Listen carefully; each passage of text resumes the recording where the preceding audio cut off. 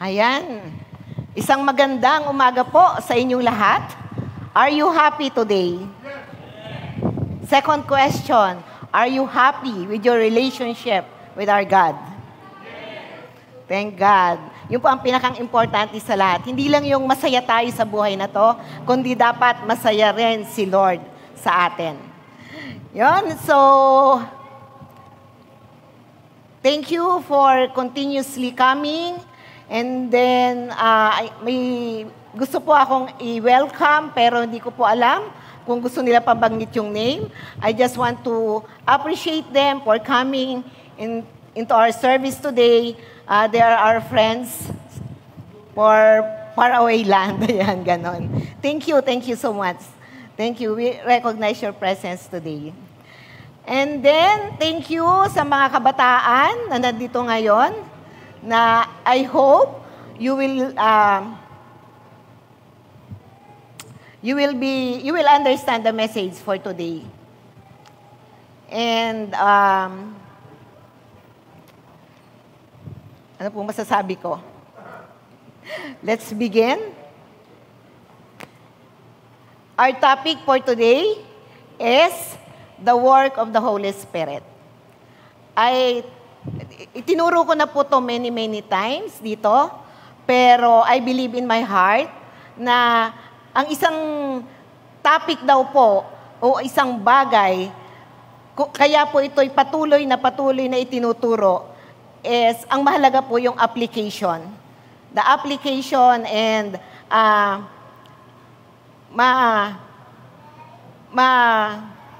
magawa po natin what is the purpose of God. Why He is continually giving us a specific topic. Before we start, let us all pray. Father in heaven, thank you. Thank you.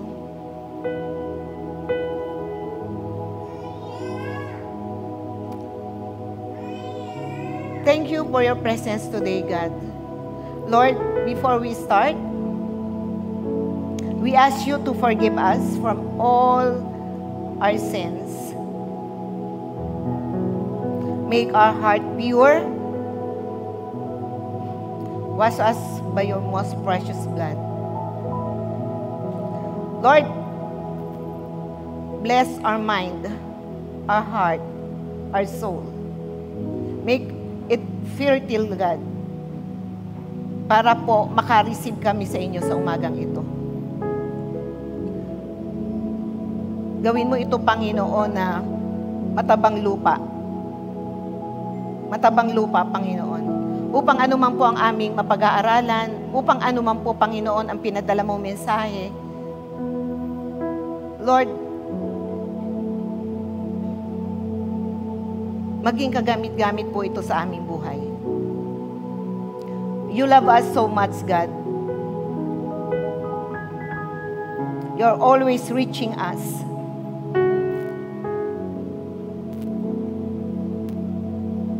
Thank you. Thank you, God. Father God, open our hearts, open our mind. Make us expectant to learn, to receive from the power of your Holy Spirit. And most of all, God, give us the conviction, the deep conviction to apply what we have learned. Lord, we need your grace. As we sang the song, only by your grace. Only by your grace. We need your grace today. Father God, we welcome the ministry of the Holy Spirit in our midst. I pray that you empower your people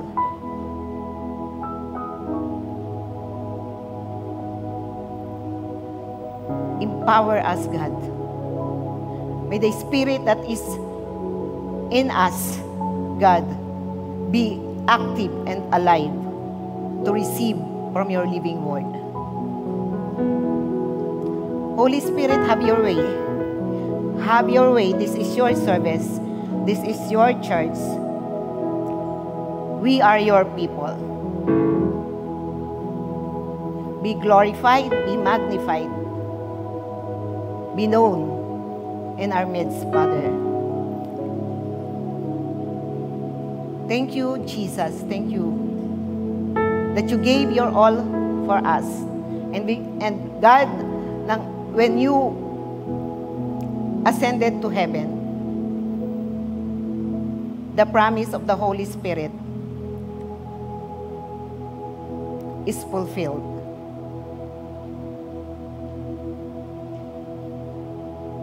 Pinadala mo ang banal na Espiritu Santo, Panginoon, at this time to strengthen us, to teach us, to lead us, to guide us, to give us boldness to do the work. To do the work.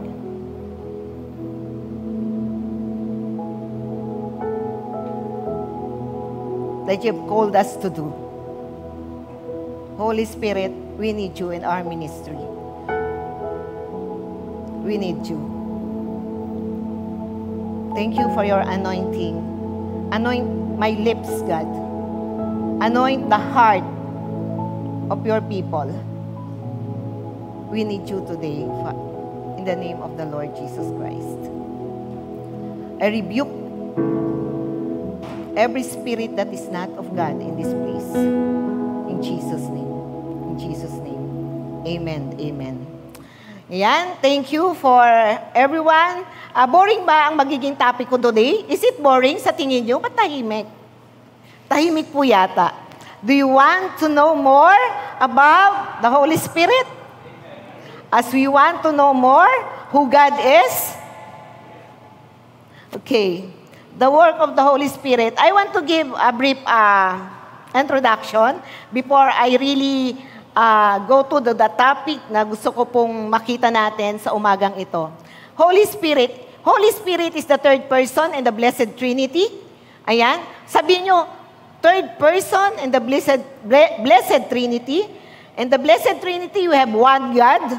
One God. The Father, the Son, and the Holy Spirit.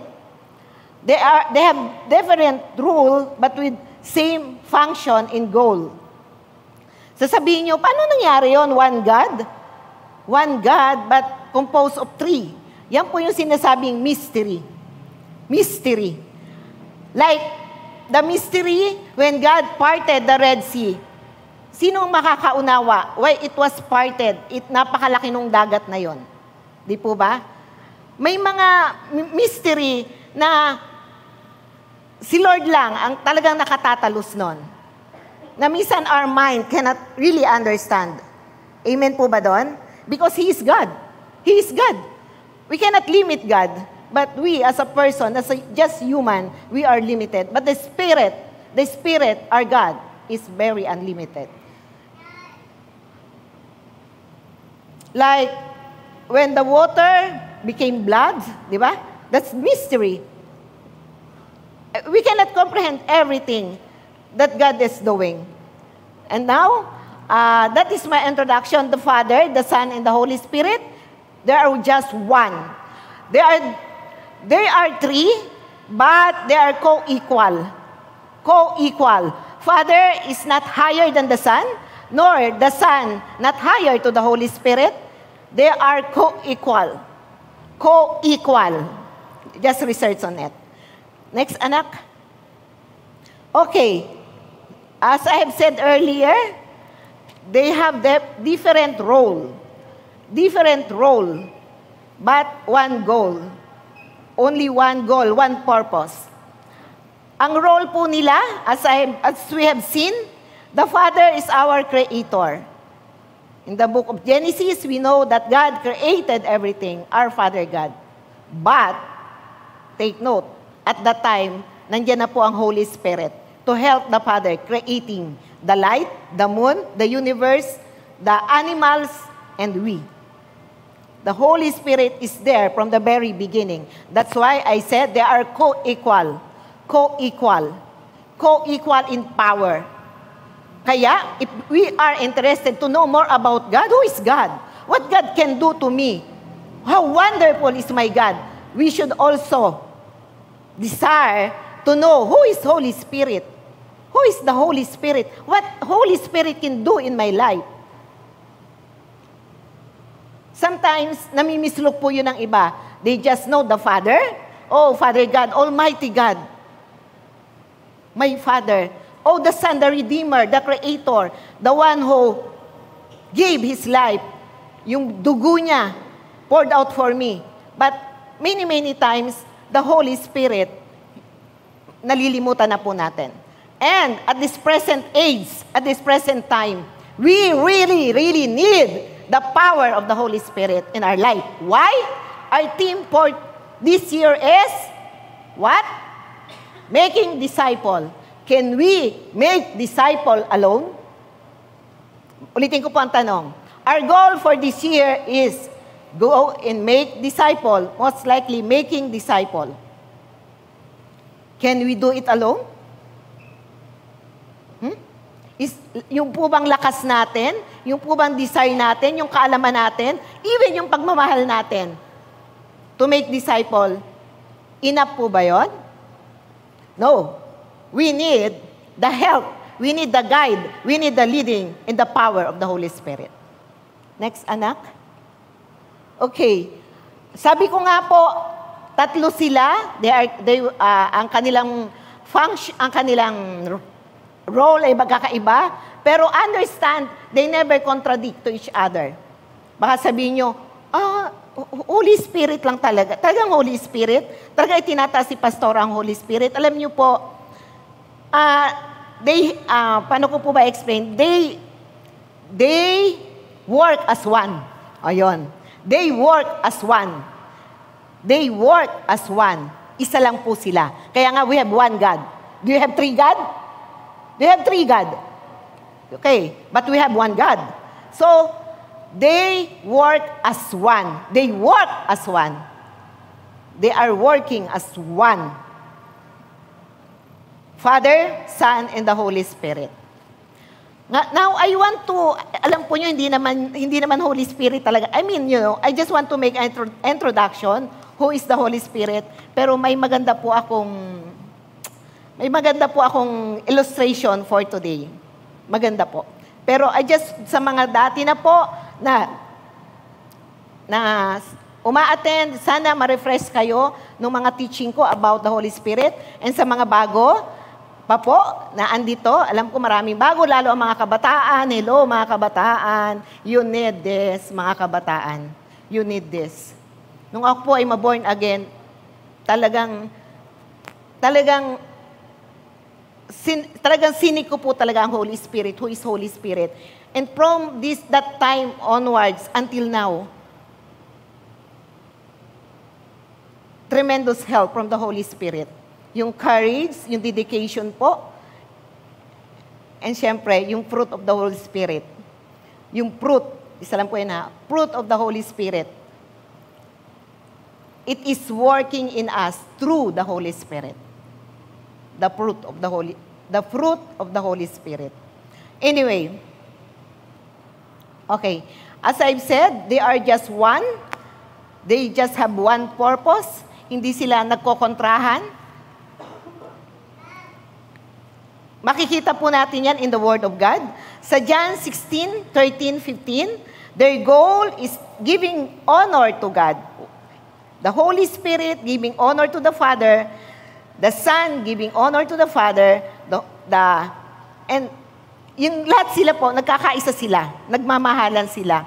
Wala silang, di ba, minsan kahit po magkakapatid na sa pananampalataya o sa church, may mga differences, di ba? May mga differences pa na nakikita, pero sila po, may unity sila. Ayun, may unity. Okay, makikita po natin sa John 16, 13 to 15. Sabi ni Jesus, it is Jesus speaking, pagdating ng Espiritu ng katotohanan, makikita, ang Holy Spirit to po, marami siyang names. Minsan tinatawag siyang Spirit of God, Holy Ghost, just Spirit, Spirit of Truth, Spirit of Wisdom, Spirit of Understanding. There are many, many names, attribute in the name of the Holy Spirit. Ni-research ko po kagabi, sabi ko, how many times the Holy Spirit mentioned in the Bible? Ang sabi po ng Google, 90 times. Ayan, research po no, kung tama si Google. Tinatawag din po ang Holy Spirit na Spirit of Truth. Sabi dito, pagdating ng Espiritu ng katotohanan, tutulungan niya kayo upang maunawaan ninyo ang buong katotohanan. Kita nyo how important the Holy Spirit. Sabi dito, pagdating ng Espiritu. Okay, mamaya po explain ko why dumating. Nasaan ba siya? Anyway, let us continue studying. Sabi dito, tutulungan niya kayo upang maunawaan ninyo ang buong katotohanan. Sapagkat magsasalita siya hindi sa ganang kanyang sarili. Sasabihin niya sa inyo ang kanyang narinig at ipapahayag ang mga bagay na darating. Pararangalan niya ako sapagkat sa akin magsisimula ang ipapahayag niya sa inyo. Sinong nagsasalita dito? Sino? May kausap ako? Okay, thank you. Brother Norbing, thank you. Pararangalan niya ako. Di po ba ang sabi ko sa inyo, hindi sila nagkokontrahan? They love each other. They have unity. Sabi ni Jesus, pararangalan niya ako. Sapagkat sa akin magsisimula ang ipapahayag niya sa inyo. Di ba? Nagkakaisa sila. They have cooperation. They have cooperation to one another. Sa akin magsisimula ang ipapahayag niya sa inyo. They help each other. Ang lahat ng sa Ama ay akin.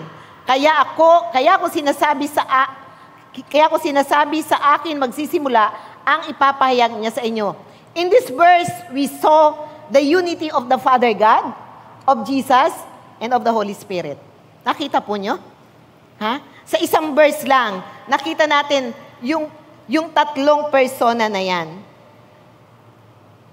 The Holy Spirit, pararangalan niya, He will give glory to the Son, and He will proclaim kung ano lang yung nanggaling kay Jesus. And ang sabi dito, ang lahat ng sa Ama ay akin. So, makikita po natin yung kanilang pagkakaisa. Next, please. As teacher, okay, pare-pareho silang teacher. Pare-pareho silang teacher, anak.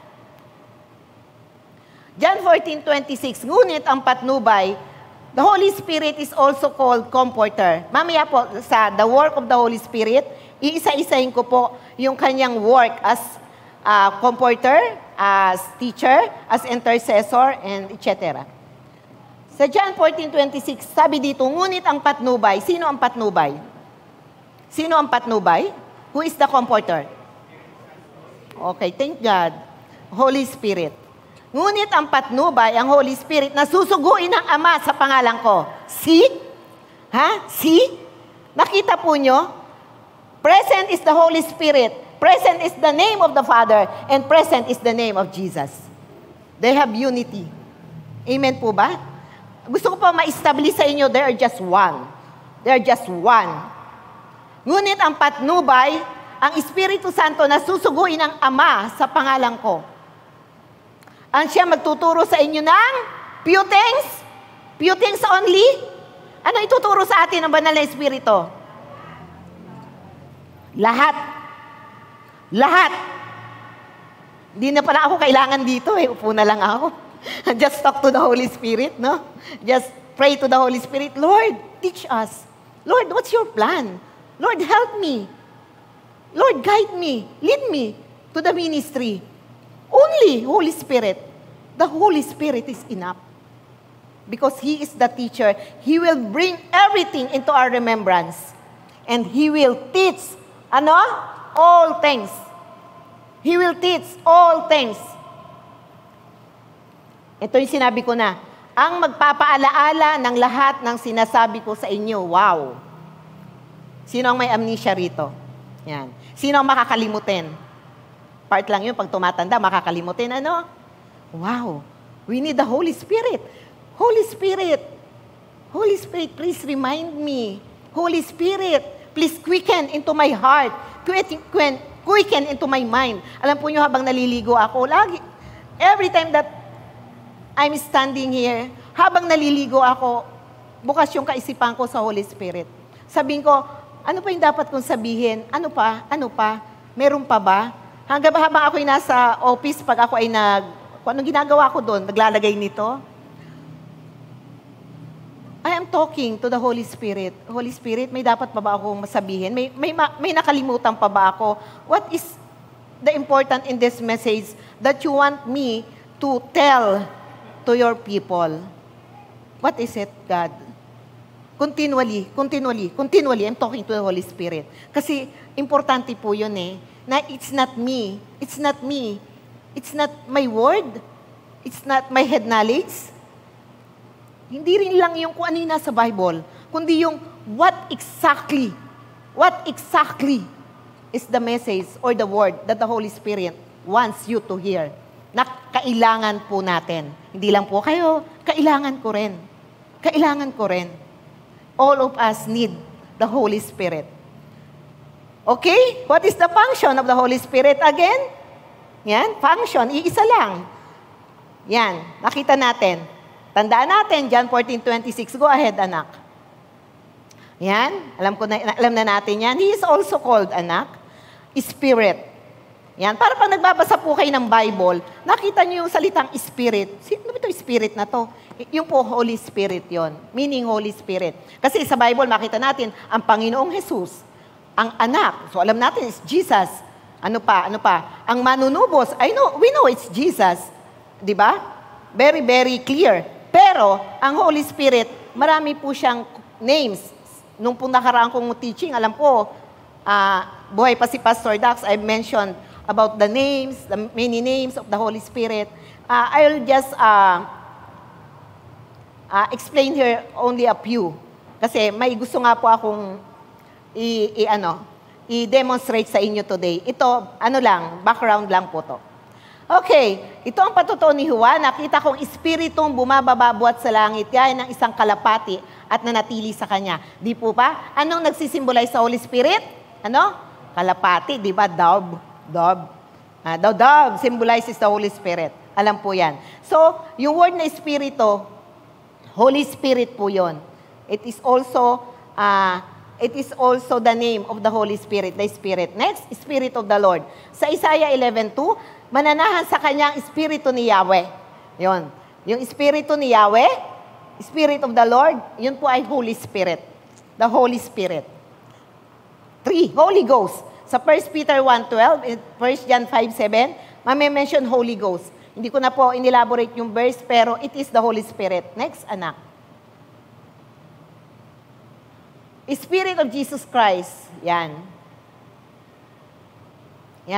Spirit of Jesus Christ is the Holy Spirit. It's the Holy Spirit. Next, anak. Ayan. Spirit of truth. Ito ang Espiritu. Yung sinasabi ko po kanina. It's the Holy Spirit. The Spirit of truth. Spirit of truth. Espiritu ng katotohanan. Okay? Ang ganda po nito. Ito, medyo kinat ko na lang po, kasi ayokong humaba tayo ng humaba. Sabi dito, John 14:17. Buksan po natin ang John 14 para hindi medyo bitin. Bitin yata yung isinulat ko dyan. Dahil minimize ko po ang aking isusulat. John 14:17.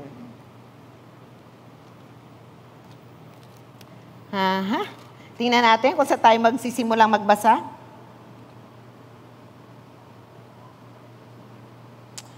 Sabi, ang pangako, this paragraph entitled, The Promise of the Holy Spirit.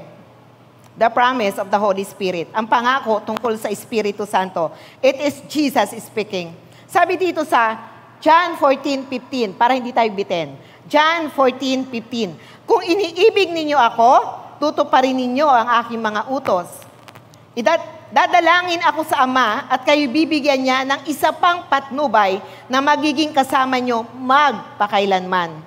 Dito yata nanggaling yung pamagat nung sa TV, sa Channel 7, magpakailanman. Pakailanman.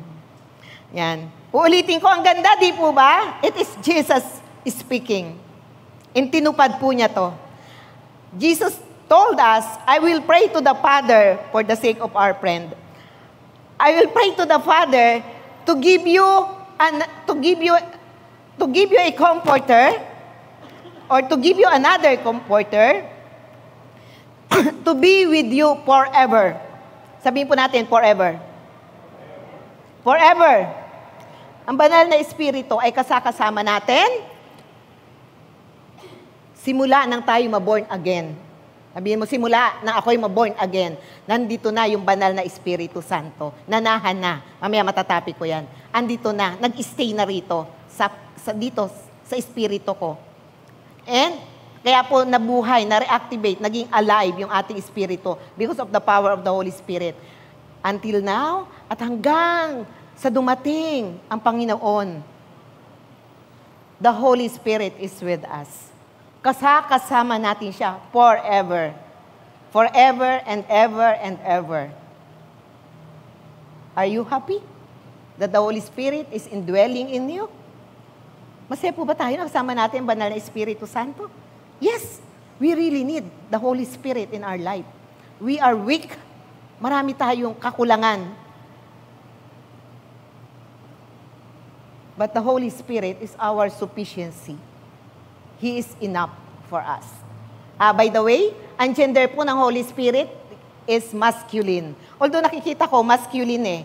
Pero ginugel ko pa rin po kapon, masculine. Ang gender ng Holy Spirit is masculine. Anyway, yan, ito ang mga pangako. Ito pala.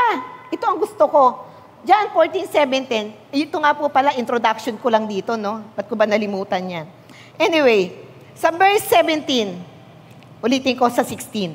Dadalangin ako sa Ama, at kayo'y bibigyan niya ng isa pang patnubay na magiging kasama ninyo magpakailanman. The Holy Spirit is with us forever.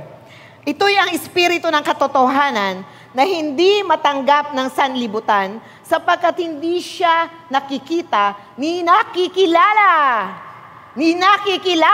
ng sanlibutan. Ngunit, nakikilala ninyo siya sapagkat siya'y sumasa inyo at nananahan sa inyo. Ako po ba nagsabi nun? O ang buhay na salita ng Diyos?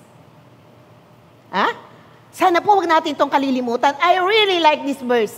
I really love this verse. Itong word na to. Nakikilala ninyo siya sapagkat siya'y sumasa inyo at hindi lang siya sumasa inyo, hindi lang siya sumasa atin nananahan pa. Living, abiding inside us. Sa Ingles sabi, in you. He is with you. Yung sumasa inyo, He is with you. The Holy Spirit is with you and in you. In you. Oh, may banal na Espiritu Santo ka. Ba't ka mahihiyang mag-share? Hello? Ba't ka mahihiyang mag-share? Nahiya ka, mapahiya, na si Kristo tanggihan nila? Okay lang. Basta mahalaga, the Holy Spirit is in you. And He lead you to share the word. He lead you to do the work in the ministry. Okay lang. Okay lang. Mas mahalaga ma-please mo ang Holy Spirit.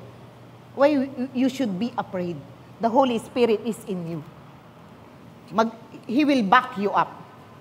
In whatever circumstances ng buhay mo, in whatever challenge ng buhay mo, the Holy Spirit is in you and with you and is helping you, teaching you everything.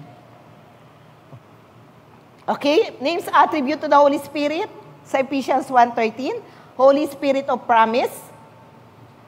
Ayan, ayaw ko na pong basahin. The Spirit of wisdom and understanding, it is in Isaiah 11:2. Just read Isaiah 11:2. Makikita po natin doon, the Holy Spirit is the Spirit of wisdom. Hello? If every one of you lack wisdom, yan, di ba? Call our friend, the Holy Spirit. If any one of you lack understanding, sinong ating lalapitan? Tatawagan? Si Pastor ba? Si Pastor ba? Sino? Wala na po akong gawa, ha? Yan. Holy Spirit. The Spirit of counsel. O yan! Spirit. Magpapakounsel po ako. Alam po nyo, ganito ang sitwasyon ko. Pastor ba? Ang tatawagan? Pag kailangan ng counsel? Sino? Holy Spirit. Spirit of knowledge and fear of the Lord. Holy Spirit. Anak? Oh, ito na tayo. Ito ang topic ko, di ba? The work of the Holy Spirit. Ito ang topic ko. Okay. Understand this, mga minamahal. Understand this. Pero hindi pa po ito yung gustong-gusto kong i-demonstrate. But we should know, we should recognize who is the Holy Spirit and what the Holy Spirit can do to you. Paulit-ulit lang po ako para pumatanim sa ating isip. Comforter. Yan. Uulitin ko na naman to. Yan. Sabi nga, faith cometh by. And hearing, and hearing, and hearing. Kaya paulit-ulit po ako. Dadalangin ako sa Ama at kay bibigyan niya isa pang patnubay, comforter, na magiging kasama niyo magpakailanman. Kaya walang Kristiyanong matatakutin, walang Kristiyanong duwag, kasi kasama niya ang Holy Spirit. Helper. John 16:12. Sabi ni Jesus, marami pa akong sasabihin sa inyo, ngunit hindi pa ninyo kayang unawain ngayon. Oh, imagine that. Imagine that. Sabi ni Jesus, I will many things to tell to you. Ayan, for the sake of our friend. There are many things that I wish I could tell you. But, you cannot understand it by now. You will not understand it by now. Hindi nyo kayang unawain. Why? Kasi nga yung Holy Spirit, He is the Spirit of understanding. Ha? Kaya po sabi nga, bago tayo magbasa ng Biblia, Holy Spirit, help me to understand. Help me, Holy Spirit, give me the illumination of your word. And convict me, Holy Spirit, what you want to say through your word. It's always the Holy Spirit. Sabi dito, marami pa akong sasabihin sa inyo, sabi ni Jesus. Ngunit, hindi pa ninyo kaya unawain ngayon. Pagdating ng Espiritu ng katotohanan, here we are again. Kaya nga po sa dinabi-nabi ng names, attribute to the Holy Spirit, I want this, the Spirit of truth. The Spirit of truth. The Spirit of truth. Sabi dito, pagdating ng Espiritu ng katotohanan, yan, helper. Ito na ang ating helper. Tutulungan niya kayo upang maunawaan ninyo ang buong katotohanan. Our helper, the Holy Spirit. Next, anak. Oh, tandaan natin, the Holy Spirit is our comforter. Nandiyan po yung verse. The Holy Spirit is our helper. Next, intercessor. We need the Holy Spirit in our prayer. We need the Holy Spirit in our intercession. Why? Ito, ang sagot. Gayun din naman, tinutulungan tayo ng Espiritu, the Spirit, the Holy Spirit, sa ating kahinaan. Hindi tayo marunong manalangin ng wasto, kaya't ang Espiritu ang tumutulong para sa atin sa paraang di magagawa ng pananalita. Wow, malalim. Malalim, di po ba? Yan. Kapatid, ipabasa nyo na lang sa Ingles kay kapatid. Di po ba kapatid? Para po maunawaan niya. Because it's my desire that, you know, makuha niya yung pinupunto. It's my desire, but I know you can. Nasa na ba ako? You are the Holy Spirit. you are her Holy Spirit. Gayon din naman, tinutulungan niya tayo tinutulungan tayo ng Espiritu sa ating kahinaan and our weaknesses. Hindi tayo marunong manalangin ng wasto. Kaya't ang Espiritu ang tumutulong para sa atin sa paraang di magagawa ng pananalita. Kasi yung po ating pananalita, limited yan eh. Ang ating kaisipan, limited. Pero yung Espiritu Santo, wow! He searches all things, even the deep things of God. Sabi sa 1 Corinthians 2:9, the Holy Spirit searches all things. Searches all things, even the deep things of God. The Holy Spirit knew it. Kaya tayo, limitado tayo. May mga bagay na hindi kayang i-utter ng ating salita. But, when we rely the help of the Spirit, yun, magiging epektibo po. Sa verse 27, at nauunawaan ng Diyos na nakasasaliksik sa puso ng tao ang ibig sabihin ng Espiritu. Sapagkat ang Espiritu ay tumutulong para sa mga banal ayon sa kalooban ng Diyos. Ayan, we need the Holy Spirit yan. Parang hirap unawain, ano? Okay, verse 27, ano sabi? At nauunawaan ng Diyos na nakakasaliksik sa puso ng tao ang ibig sabihin ng Espiritu. Sapagkat ang Espiritu ay tumutulong para sa mga banal ayon sa kalooban ng Diyos. Ayon sa kalooban ng Diyos.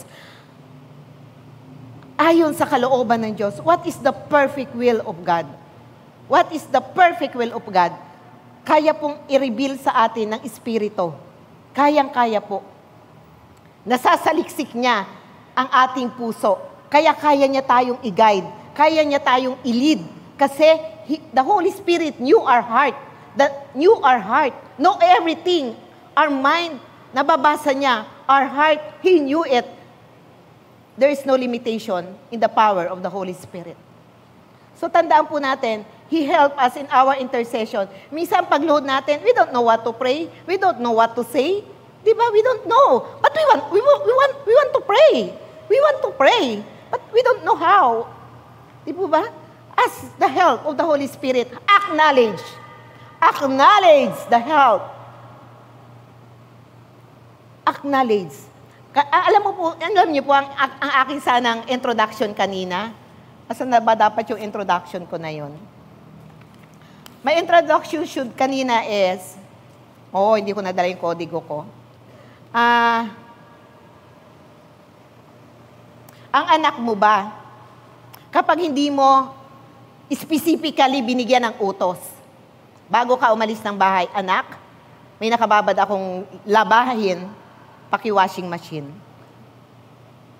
Kapag, if you do not give her or him something to do, can you expect na pagdating mo, wala na yung labahin mo? Can you expect it? Ulitin ko po. Kapag basta ko nga lang binabad yung damit ko at hindi ko tinext yung kung sino yung maglalaba ng damit ko, baka pagdating ko, nakababad pa rin. Nakababad pa rin. Kasi, I never delegate. I never give. Kung sino yung maglalaba ng something to work on. Something to work. To work.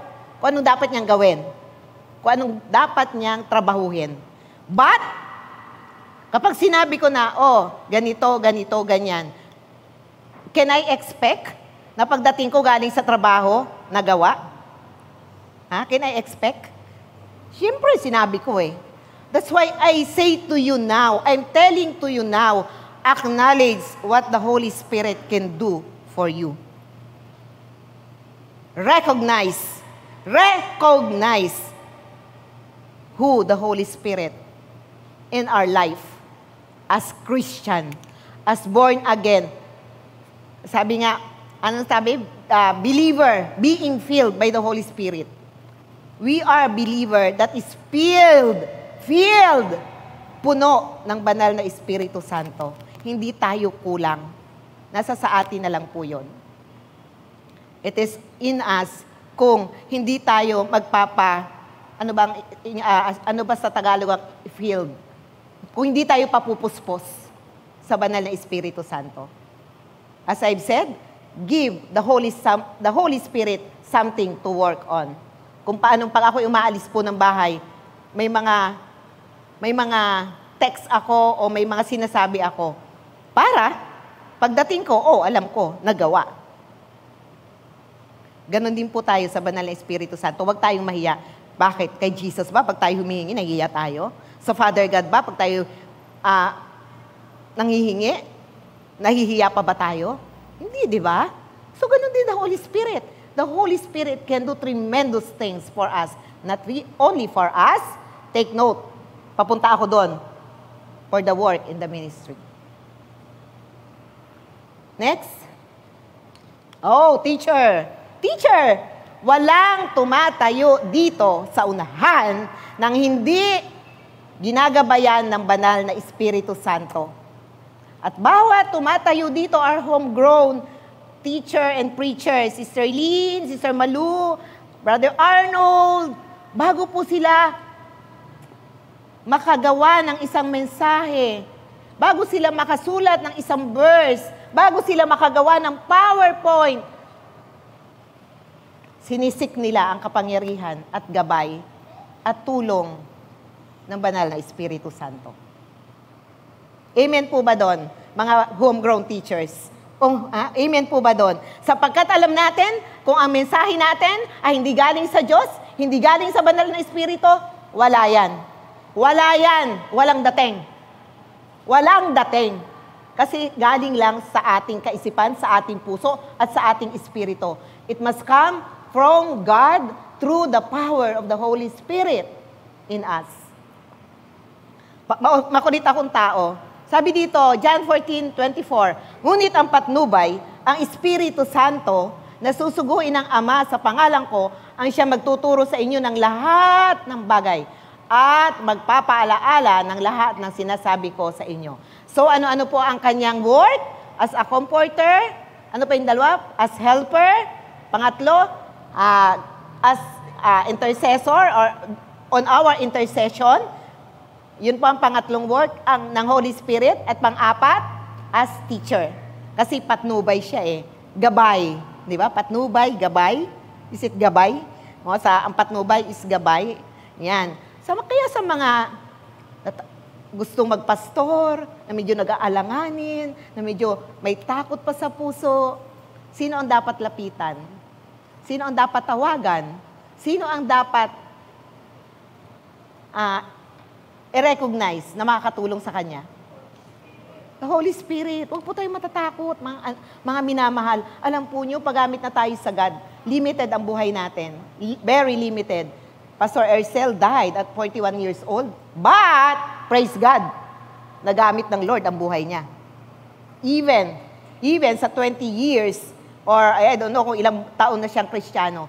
Ilang taon na kayang, kasi basta po, siguro 10, 15, 20, mga ganun lang po siguro, nagamit, ayan, alam ni Sister Risa, mga 10, 15, mga 15 years na siyang born again. Ano po? 2050 siya na born again. Wow! 9 years. Tama ba? 2015, 2020, 9 years. Ilan? 14. Ayan, ano ako sa... 2050 siya na born again. So, 15 years siya? Hindi. 9! Tama ako, kapatid. Kau naman eh. 9 years. 2015 plus, tama. Plus 2020. 9 years. Okay? So, 9 years, born again si Pastor Ercel. 9 years niyang na-enjoy ang pag-ibig at naramdaman niya ang pagmamahal, pag-akap, pag-comfort ng Holy Spirit. Ilang taon lang siyang nag-serve sa church? 2? 3? Hindi ko alam, Sister Risa. Yan. Very limited, di po ba? But at least, nagamit ng God ang kanyang buhay. Sa tulong, sa patnubay, at sa pagtuturo ng banal na Espiritu Santo. Mga minamahal, God is worthy of all our praises. God is worthy of our service. Karapat-dapat po ang Diyos. Walang ibang Diyos, kundi ang ating Panginoon lang. Next. I like this. Gusto po itong topic na to eh. Hindi ko po nakikita yung kodigo ko. Anyway, the two tasks of the Holy Spirit. Ito po, importante po to. Alam po niyo, ito talaga ang gusto kong topic eh. Pero, kailangan ko po kayong bigyan ng introduction para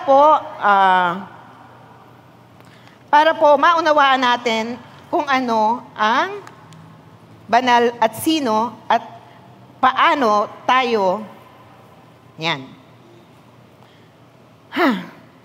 Two tasks of the Holy Spirit, indwelling. What is indwelling? When we receive the Lordship of the Lord Jesus Christ, the Holy Spirit indwell or tumira. Tumira. Sabihin mo, tumira. Yan. Di ba sabi ko sa yung 14, is it 17?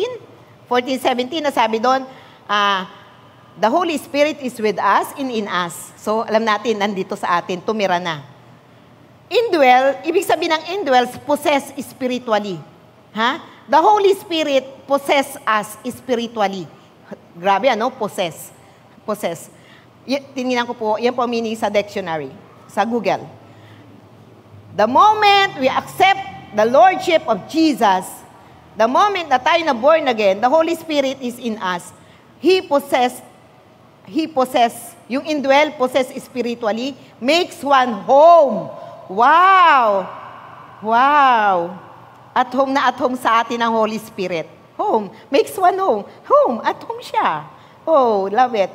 Diba? Ayaw nyo nun? That the great, loving, gentle, sweet, powerful Holy Spirit is at home. Nasa atin siya. In us. Wow. Excited. Diba? Anyway, kaya kay tahimik, baka po ngayon lang yun na nalaman to. Pero nakakatuwa, di po ba? Ako, as I was reading, as I was studying this, sabi ko, wow, nakakatuwa. Nakakatuwa naman si Lord. Nakakatuwa si Lord. Talagang lahat ibinigay sa atin. Ibinigay na niya ang lahat. Lahat. Okay. Makes one home. Okay. He abide in us. Nananatili siya sa atin.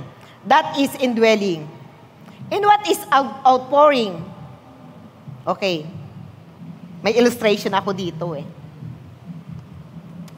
Yan. Indwelling. Ang indwelling, nang tayo yung maborn again, ito ang halimbawa ang Holy Spirit, yung tubig. Ito tayo.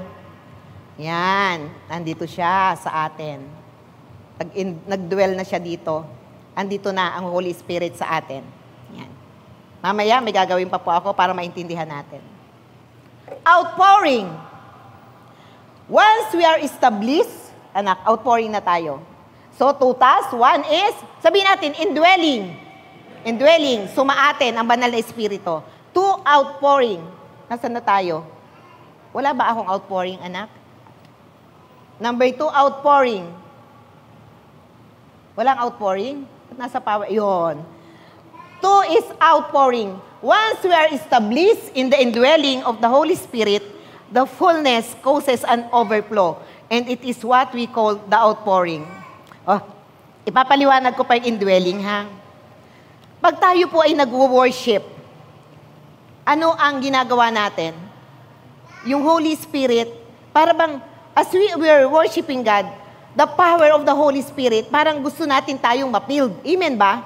As we were worshiping, we want to be filled by the Spirit of God. Parang, and then pag nararamdaman natin yung presensya ng banal na Espiritu, parang gusto sabihin natin, more God, more of you, God. Tapos habang nangungusap na sa atin ang Diyos, it is the Holy Spirit talking to us. Parang sabihin natin, oh, I love it. Lord, what is it? Parang minsan binubulong ni Lord, I am the God who heals you. Oh, thank you, Holy Spirit. More of you, Holy Spirit. Puspusin mo pa ako. Puspusin mo pa ako. Pag may pangangailangan ka, and kinig na kinig mo from your heart, na sabi ni God, I will make a way. Oh, Holy Spirit, thank you. More of you, Holy Spirit. That's indwelling. Ha? Wini-welcome natin yung kapuspusan ng banal na Espiritu Santo. Kasi we really need the power of the Holy Spirit. If no Holy Spirit, wala tayong kakayanan. If no Holy Spirit, we cannot able. Minsan maraming problema. Kabi-kabila, may problema. And without the help and the encouragement and the ministry of the Holy Spirit in our personal life, we cannot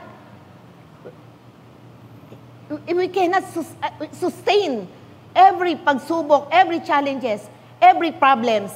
Kabi-kabila yan sa trabaho, sa bahay, may karamdaman, may kulang sa ganito, may away, may ganyan. Without the Holy Spirit in us, do you think kaya pa natin na makatayo hanggang sa mga oras na to? Okay, that's indwelling. If we are worshiping, if we are reading the Word, anong tawag doon? Yung gusto natin na talagang, ano bang tawag doon? Ma-encourage tayo. Gusto pa natin ma-encourage tayo. Gusto natin na lumalim pa sa God. Anong tawag doon? Ha? Yun din, indwelling din yun. Indwelling. Gusto natin mapuspos. Gusto natin mag-dwell. More of Holy Spirit in us. Gusto pa nating maranasan ang kapangyarihan ng Panginoon. Kasi, Why? Dediretsuhin ko na po kayo. Bakit ba kailangan nating mapuspos ng kapangyarihan ng banal ng Espiritu Santo? Sabihin mo po, para sa iba. Hello? To be used to others. To minister to others. To be an instrument of God to others. To be God's hand, God's heart for others. If you are not full of the Holy Spirit, you cannot love, you cannot have joy in your heart, you cannot have peace, you cannot be gentle without the Holy Spirit working in you. And how can you minister to the rest of the world that is dying if you don't have the power of the Holy Spirit in your heart, in your spirit? What can you give? What can you give? What can you offer to God? If just enough indwelling, enough, yun lang ba? We worship God because we want to be filled for ourselves only, for our own advantage, for our personal use. Yun lang ba? Is it only the use of the Holy Spirit? Or we want the outpouring? We want the outpouring. Outpouring for the benefit of others. The outpouring of the Holy Spirit is to bring others into the fullness of action of the Holy Spirit. We need the outpouring of the Holy Spirit in our lives. Not just enough, but we need to overflow for others. We need to overflow. We need the excess to give to others. To give to others. If you are just being filled and not full and hindi nag-overflow, what can you give? What is the excess that you can share to others? Kung yung pagmamahal mo ay para lang sa sarili mo, what love can you impart to others? No more. No more. If it's just enough for you. If kontento na tayo sa indwelling, how can we minister? What we can give if we are not overflowing? Do you understand me, church? Do you understand me? Alam natin that we are God's instrument. We are God's instrument. We are God's hand. We are God's feet. We are God's heart.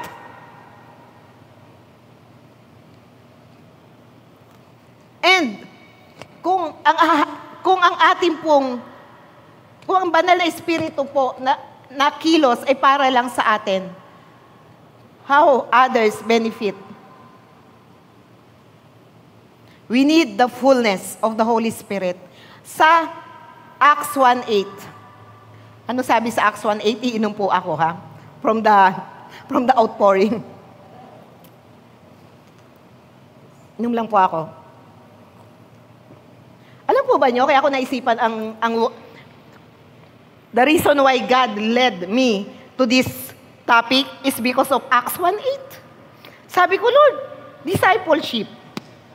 Ano bang verse ang pwede kong gamitin to exhort? Acts 1:8. What is Acts 1:8? Di ba? It's the Holy Spirit. Buksan natin ang Acts 1:8. English po yung nandyan, so I want to read it in Tagalog. Sabi dito sa Acts 1:8, ngunit, bibigyan kayo, okay, umakyat na si Jesus sa langit. And then sa verse 8, ngunit bibigyan kayo ng kapangyarihan pagbaba sa inyo ng Espiritu Santo at kayo'y magiging mga saksi ko sa Jerusalem, sa buong Judea at Samaria at hanggang sa dulo ng daigdig. Hanggang sa dulo ng daigdig. Samantalang, pagkasabi nito, siya iniakyat sa langit. Ayan. Di ba, sabi nga, pag mamamatay ng tao, ito man muling pagkabuhay ni Jesus. Kaya lang, umalis na siya huling habilin. Yun. Importante daw yung huling habilin. Yan. Anong sabi ng Panginoong Jesus? Bibigyan kayo ng kapangyarihan pagbaba sa inyo ng Espiritu Santo. We need the Holy Spirit to be a witness to Jerusalem, to Judea, Samaria, and to the uppermost part of the world. Sa lahat ng parte o sulok ng daigdig. Yung banal na Espiritu Santo ang ating weapon, ang ating daladala, ang ating kasakasama, and preaching the gospel and making disciple. Yun po yun. Kaya ako napunta sa topic ng the work of the Holy Spirit is because of our topic of discipleship. Okay? I hope na unawaan po natin kung anong pagkakaiba ng indwelling sa outpouring or overflowing. The fullness of the Holy Spirit to be given away to others for the work in the ministry. Next, anak. The work of the Spirit dwelling inside us is to renew us continually so that the power can come forth to manifest as the Spirit wills to bless others. Ayan. Renew us continually. Have you heard po sa Romans, di ba? It is God's will to renew our mind. To renew our mind. But not only to renew our mind. Later po, may mababasa tayo. We need also to renew our mind by the Word of God and by the Spirit of God. Not only the Word of God can renew us, but also the Spirit of the living God. Okay, number 1, the work of the Holy Spirit dwelling inside us is to renew, to help us renew continually.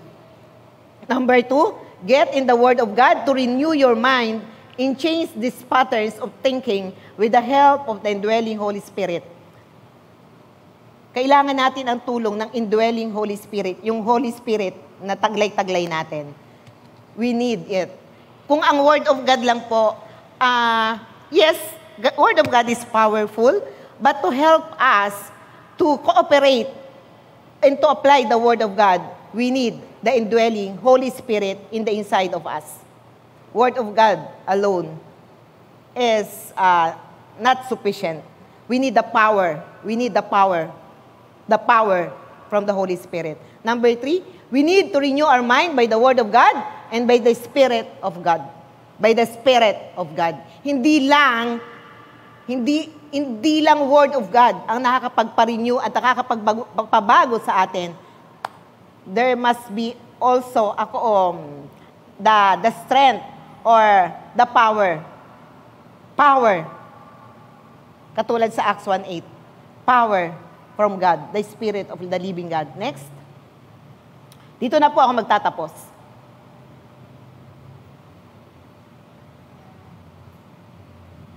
Yan. Bakit ko po nasabi yan? Babasahin ko sa Tagalog, mga kapatid. Ephesians 5. Sabi po sa Ephesians 5, para po mas maunawaan natin.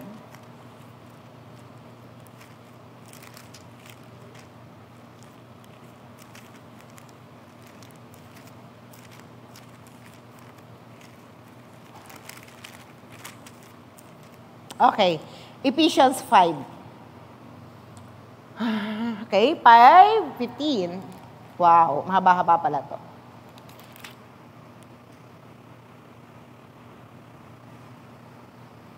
Is it Ephesians 5:15? Kakamali. Tama po ako. Kaya't, ang title po ng Ephesians na babasahin ko, Mamuhay bilang taong naliwanagan. Ephesians 5:15. Ito po ang Ingles, ito po ang Tagalog. Kaya't ingatan ninyo kung paano kayo mamuhay. Mamuhay kayong tulad ng matatalino at di tulad ng mga mangmang. Sapagkat masama ang takbo ng daigdig. Samantalahin ninyo ang bawat pagkakataon na kayo'y makagawa ng mabuti. Huwag kayong mga hangal. Unawain ninyo kung ano ang kalooban ng Panginoon. Thank you. Huwag kayong maglalasing sapagkat nakakasira iyan ng maayos na pamumuhay. Sa halip, ay sikapin ninyong mapuspos kayo ng Espiritu Santo. Nakuha po nyo? The days are evil. Sabi dito ni Pablo, live and understand. Understand what's the perfect will of God is. Live as wise and not as fools. Live as wise and not as fool. Huwag tayong, sabi dito, diretso ang sinabi, huwag kayong hangal. Unawain ninyo kung ano ang kalooban ng Panginoon. Bakit? Sa itaas, sa verse 16, sapagkat masama ang takbo ng daigdig. Samantalahin ninyo ang bawat pagkakataon na kayo makagawa ng mabuti. And how you would be able to do it? How would you able to live as wise and not as fool? How can you understand the time? Or how can we redeem the time? Sabi dito sa verse 18, huwag kayong maglalasing sapagkat nakakasira iyan ng maayos sa pamumuhay. Sa halip, ay sikapin ninyong mapuspos kayo ng Espiritu Santo. Be filled with the Spirit. Be filled with the Spirit. How? Sama-samang ipahayag ang inyong damdamin sa pamamagitan ng mga salmo, mga imno, mga awiting espiritual. Buong puso kayong umawit at magpuri sa Diyos. Lagi kayong magpasalamat sa Diyos at Ama dahil sa lahat ng bagay sa pangalan ng ating Panginoong Hesus. Pasakop kayo sa isa't isa, tanda ng inyong paggalang kay Kristo. Okay, ang aking pong next anak, redeeming the time. How can you redeem the time? How can you understand? How can you do? And how can you live as wise and not fools? Paano tayo lalakad at mamumuhay bilang matatalino depends on the fulfillment of the other 6 instructions. What are the other 6 instructions? Number 1, be filled with the Holy Spirit. How to be filled with the Spirit of God? As I've said earlier, there are many, many ways for us to be filled by the Holy Spirit. This is not only for our advantage, not only for our benefit, but please, as a gratitude, as a sign of gratitude to our ever-loving and faithful God, desire the overflow to be used in the ministry.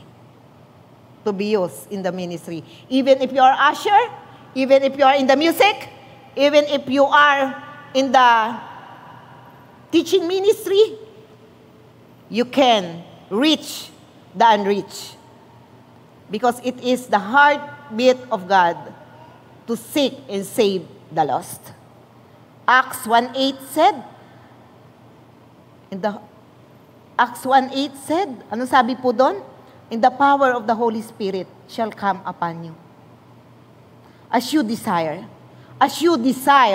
kung ninanais po natin na talagang paggamit sa Lord, all resources, nandyan po. Depende na lang po sa atin. Again, ayokong takutin kayo. Pastor Ursel died at the age of 41. He just had a relationship to the Lord 9 years. Napaka-short po ng 9 years. So short. So, let us redeem the time. Huwag po nating sayangin ang buhay at pagkakataon na pinagkaloob ng ating makapangyarihang Diyos. God bless you all. Let us all pray. Father God in heaven, you are worthy of all our praises. Karapat-dapat ka, Panginoon, sa lahat ng aming gagawin at ginagawa.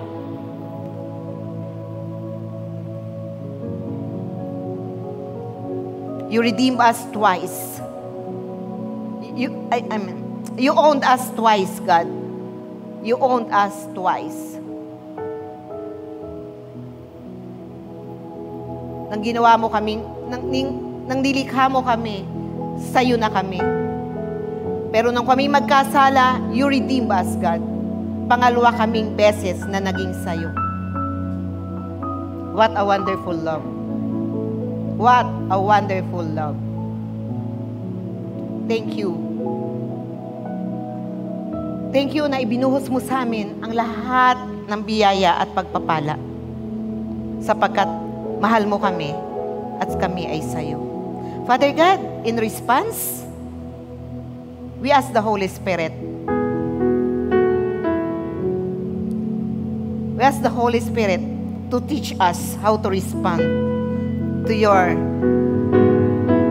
great love. Help us, Holy Spirit, to do something or extraordinary, to do something supernatural for our ever living and loving God. Help us, Holy Spirit. We admit na may kakulangan kami, may kulang kami. Yung pagiging human namin, Panginoon, minsan nagagamit namin for some excuses para hindi namin maibigay sa iyo yung the best at nararapat sa isang mabuti at dakilang Diyos. Kaya, this time, Lord, Holy Spirit, pour out your power and your love to your people. We are your people, God. Holy Spirit, we need you. We need you. We need you. Strengthen us. Strengthen us physically and spiritually. Strengthen us, Holy Spirit. Makita namin yung kagandahan ng plano mo sa bawat isa. Makita namin ang kalakihan mo sa aming buhay upang hindi namin makita yung mga kakulangan. Help us, Holy Spirit. We love you. We need you. Holy Spirit, thank you for indwelling to each and every one of us. From day one,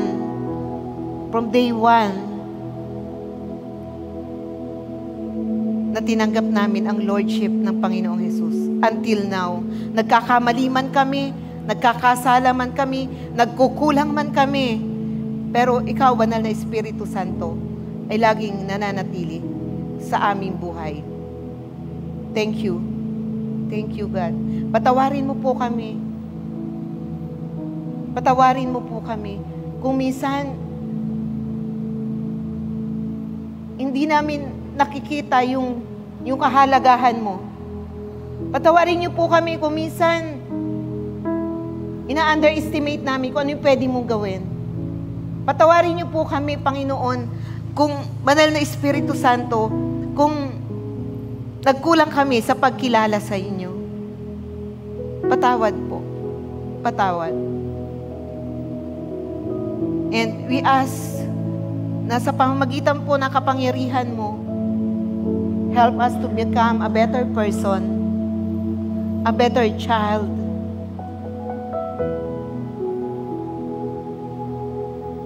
and most of all,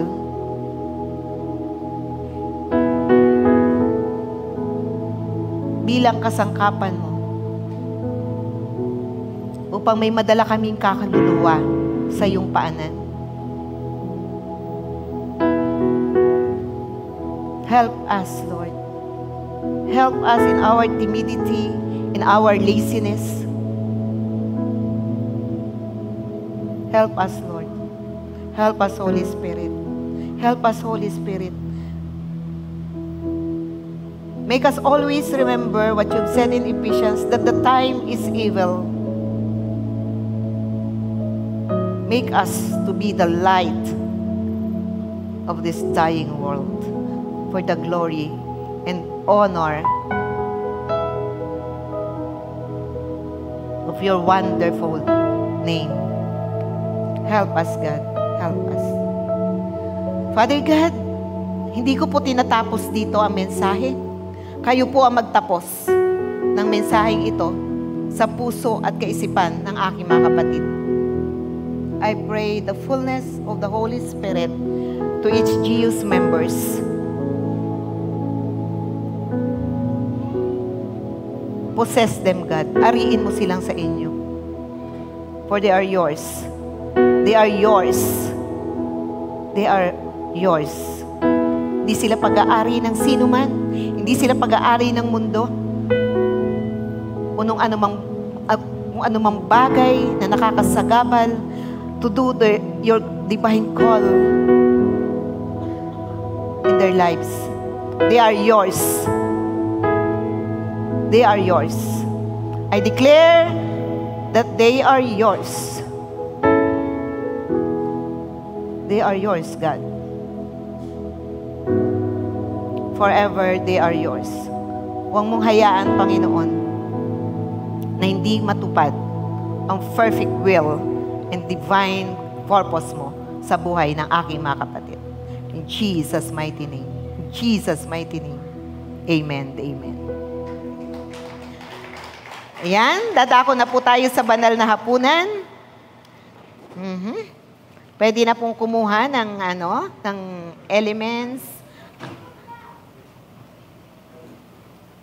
the bread and the juice that symbolizes the blood of the Lord Jesus Christ.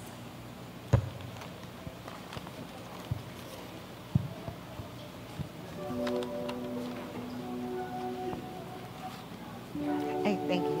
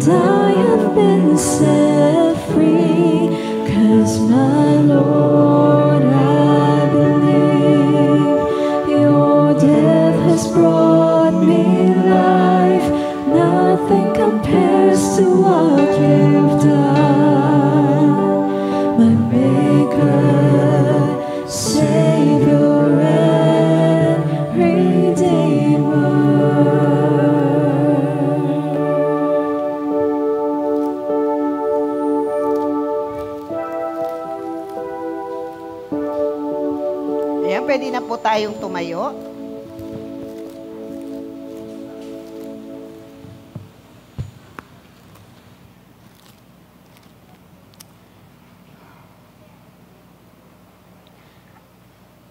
Ang hapag ng Panginoon ay isang taimtim na pagpapahayag ng kamatayan at muling pagbabalik ng ating Panginoong Hesukristo.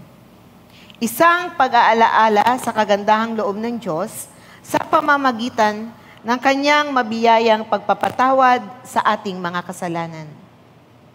Ito ay hindi lamang isang ritual na ginagawa ng Iglesia, kundi ito ay isang pagsunod sa utos ni Hesukristo na ating Panginoon. Hindi nito napapatawad ang ating mga kasalanan, subalit sinasalamin nito ang bagong tipan ng pagkipag-ugnayan natin sa Diyos sa pamamagitan ng kamatayan ni Jesus sa krus ng Kalbaryo. Ito rin ay isang mahalagang pagpapakita sa ating pakikipag-isa sa katawan ni Kristo, ang Iglesia. Ang babala ni Apostol Pablo ay nagsisilbing paalaala sa atin na ang hapag ng Panginoon ay isang gawaing pinag-iisa at hindi pinagbabahabahagi ang mga mananampalataya kay Kristo. Madiing ipinapalaala ni Apostol Pablo na ang hapag ng Panginoon ay isang banal na gawain at dapat igalang. Ang pakikibahagi rito ng hindi nararapat ay nagbubunga ng hindi maganda at ang hindi nararapat na pagtanggap at pag-inom sa mga simbolo ng katawan at ng dugo ay isang kasalanan sa katawan at dugo ng ating Panginoong Hesus. Dahil dito, kinakailangang saliksikin nating mabuti ang ating sarili upang ating matiyak ng buong kamalayan na tayo'y karapat-dapat na sumalo sa banal na hapag ng ating Panginoon. Sa sandaling katahimikan, ating pong saliksikin ang ating puso't kaisipan at humingi po tayo ng tawad sa ating Panginoon kung may nagawa po tayong pagkukulang.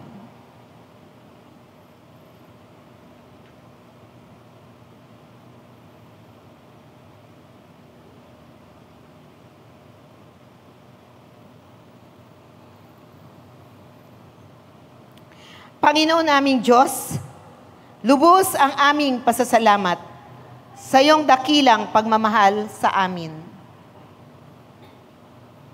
Bagamat kami po ay hindi karapat-dapat sa iyo, minarapat mo pa rin kami maging mga anak mo sa pamamagitan ng pagkamatay ni Jesus sa krus ng Kalbaryo para po sa ikapagpapatawad ng aming mga kasalanan. Dalangin po namin na sa aming pagtanggap sa simbolo ng katawan ni Jesus na nabayubay sa krus, patuloy po ninyong pag-alabin sa aming mga puso ang pagpupuri sa iyo. Pagpalain mo po ang simbolong ito upang ito'y maging pagpapala rin sa amin sa pangalan ng Panginoong Hesus. Itaas po natin ang tinapay na nagsisimbolo ng katawan ng ating Panginoon. Ito ang aral na tinanggap ko sa Panginoon at ibinibigay ko naman sa inyo. Ang Panginoong Hesus, nung gabi siya'y ipagkanulo, ay dumampot ng tinapay. Nagpasalamat. At pinagpira-piraso ito at sinabi, ito ang aking katawan na inihahandog para sa inyo. Gawin ninyo ito bilang pag-aalaala sa akin. Tanggapin po nating lahat ang simbolo ng katawan ng ating Panginoong Hesus.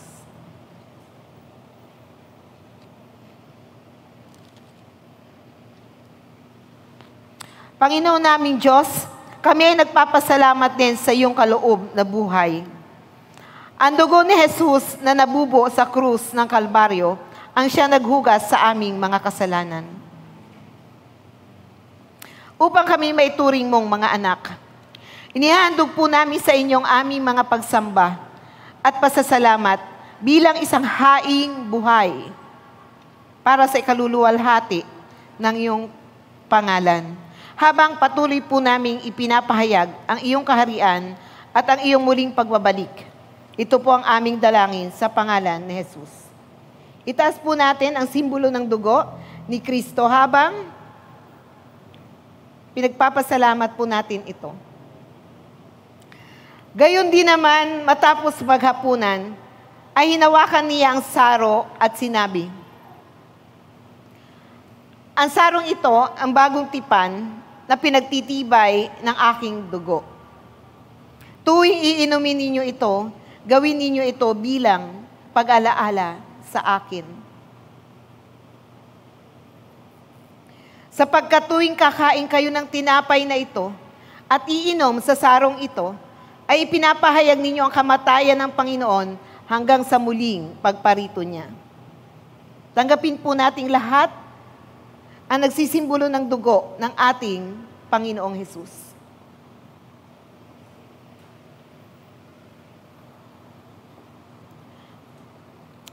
Naway lubusan kayo ang pabanalin ng Diyos na siyang nagbibigay ng kapayapaan.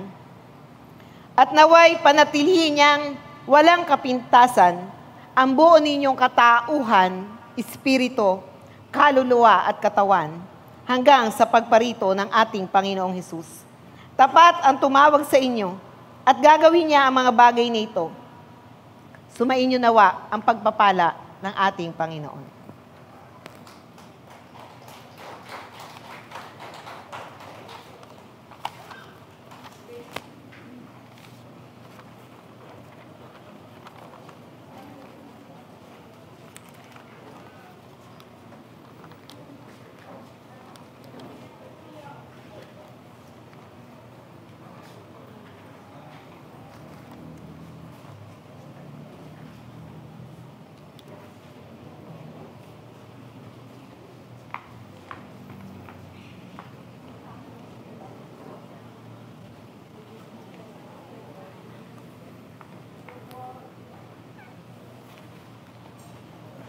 Hello.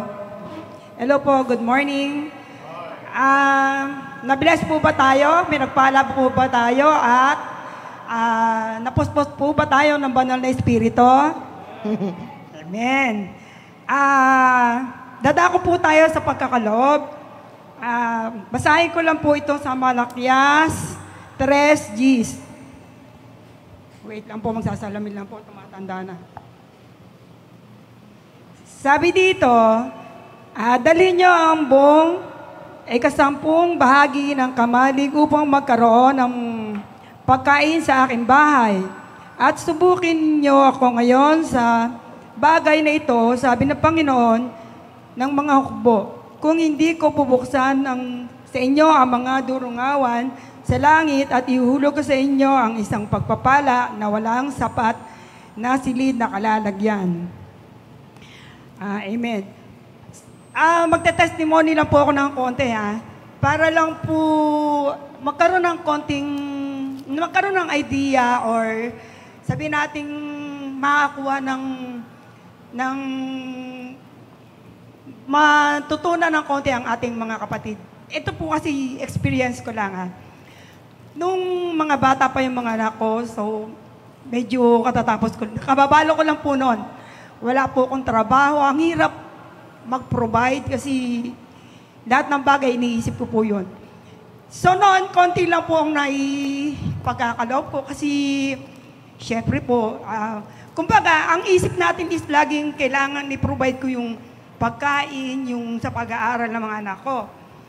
And then, habang tumatagal, medyo nagkakaroon ng magandang trabaho, konting magandang hanap buhay. So, dinagdagan ko yung binibigay ko sa Panginoon. So, habang tumatagal, syempre,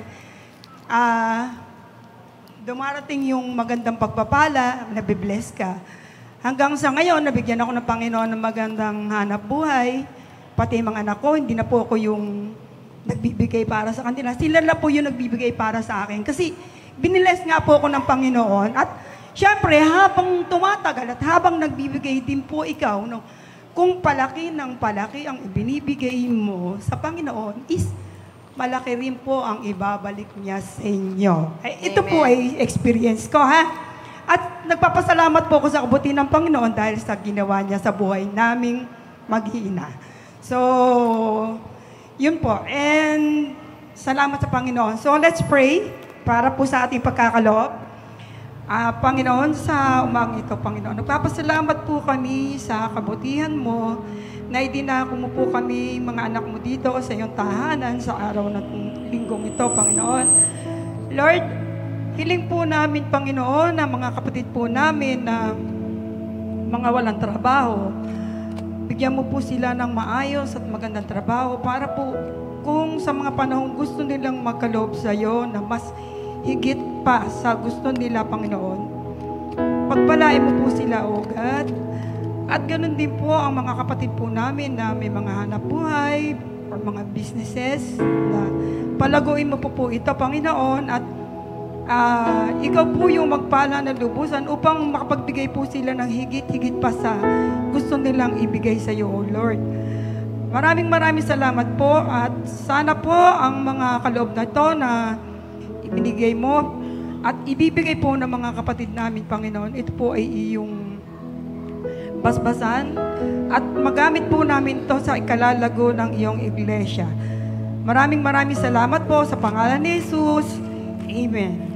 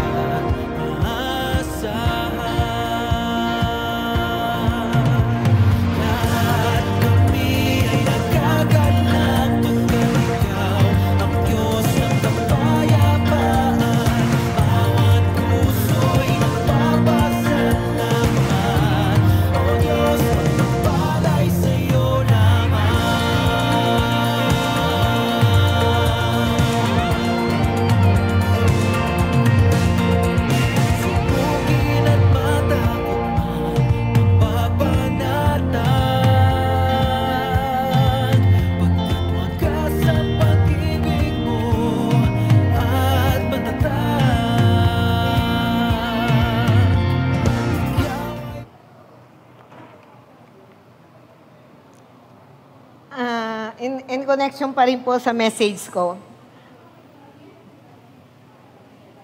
sabi po sa 1 Corinthians 2, 8 and 9, napakaganda po nitong verse na to. And sana po, we learn to memorize this verse. 2 verses lang po to about the Holy Spirit. Pero, grabe, napaka-powerful po nitong verse na to and ang ganda-ganda po niya.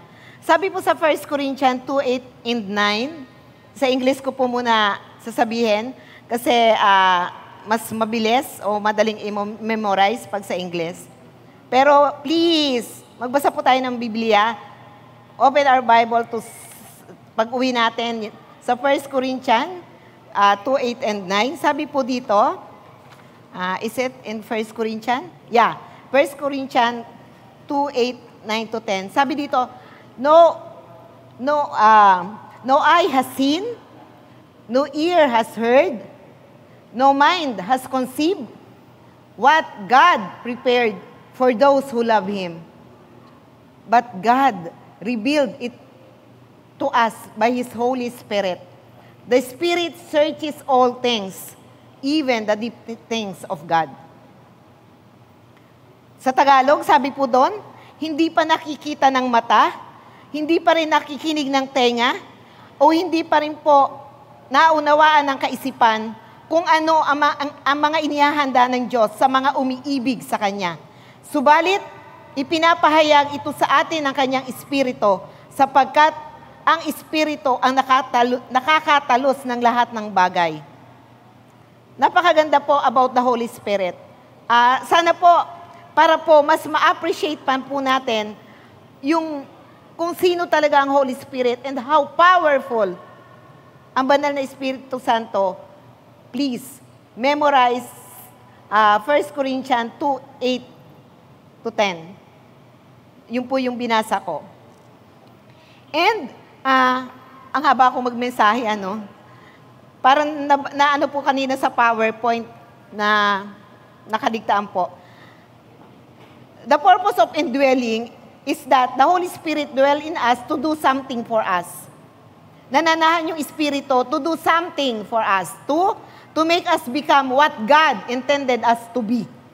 3, through developing into the fullness of the dwelling of the Holy Spirit, we learn to operate as one. Operate as one with the Holy Spirit, with the Lord Jesus Christ, And the very important thing, the Holy Spirit will work in us, His very nature, through the 9 fruit of the Spirit. Yung banal na Espiritu po, ang nagwo-work sa atin, upang yung very nature ni God ay mapunta po sa atin, especially yung 9 fruit of the Holy Spirit, which is love, joy, peace, gentleness, long-suffering, temperance, etc. That's how important the role of the Holy Spirit in our lives. Sige po, tayo pong lahat ay tumayo para po sa ating panghuling panalangin. Hallelujah. Karapat-dapat ka, Panginoon, na purihin. Karapat-dapat ka na itaas. Karapat-dapat ka na dakilain, sambahin ng walang hanggan. Lord, thank you for revealing to us kung paano po namin magagawa ang lahat ng nais mo na gawin namin bilang legitimate na anak mo. Lord, salamat sa pagtitiwala mo. Among many, many people, we are your chosen. We are your chosen one. Na pinagpahayagan mo ng mga bagay-bagay na only few can understand. Sabi nga kanina dun sa verse, ang banal na espiritu hindi kilala at hindi nauunawaan ng sanlibutan. But Lord, you choose to let us understand kung ano po, Panginoon, ang gawa ng banal na Espiritu Santo at kung sino ang banal na Espiritu Santo sa aming buhay at sa ministeryo na pinagkatiwala mo po sa amin. Father God, bless your people and empower your people through the power of the Holy Spirit. Itaas po natin ang ating mga kamay. Idinadalangin ko sa Diyos na mag-ibayo ang inyong pag-ibig at masangkapan ng malinaw na pagkakakilala at malawak na pagkaunawa upang mapili ninyo ang pinakamahalaga sa lahat ng bagay. Sa gayon, pagdating ng araw ng pagbalik ni Kristo, masumpungan kayong malinis, walang kapintasan, at puspos ng magagandang katangiang kaloob sa inyo ni Jesucristo, sa karangalan at kapurihan ng Diyos. Sumayin niyo nawa ang pagpapala ng ating Panginoon ngayon at magpakailan paman, sa pangalan ng Ama, ng Anak, at ng Espiritu Santo. Amen. Amen.